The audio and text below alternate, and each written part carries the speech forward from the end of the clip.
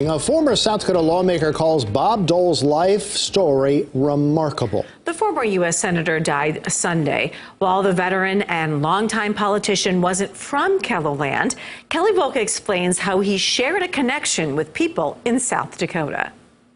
And Dole served during World War II, where he was wounded. He represented Kansas in the U.S. House for 8 years and the Senate for nearly 3 decades.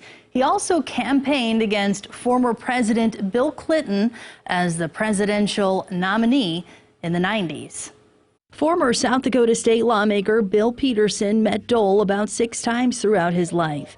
He recalls spending the most time with him during Dole's presidential campaign stop in Sioux Falls in 1996. We understand in this part of the country that your word is your bond. You keep your word, you tell people the truth, and you don't violate the public trust if you're the President of the United States.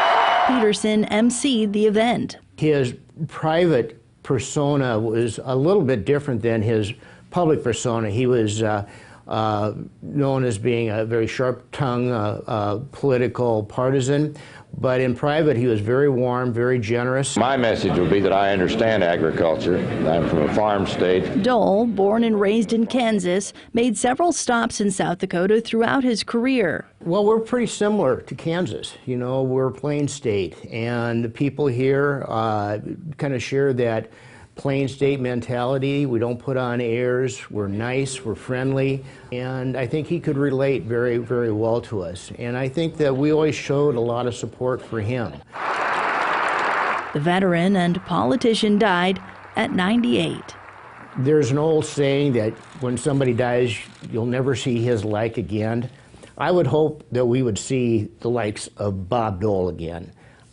Because I think our country could use a person who believes in the country, who serves the country, who fights long and hard for what he believes in, but at the end of the day will come together to build consensus and bring the country back together.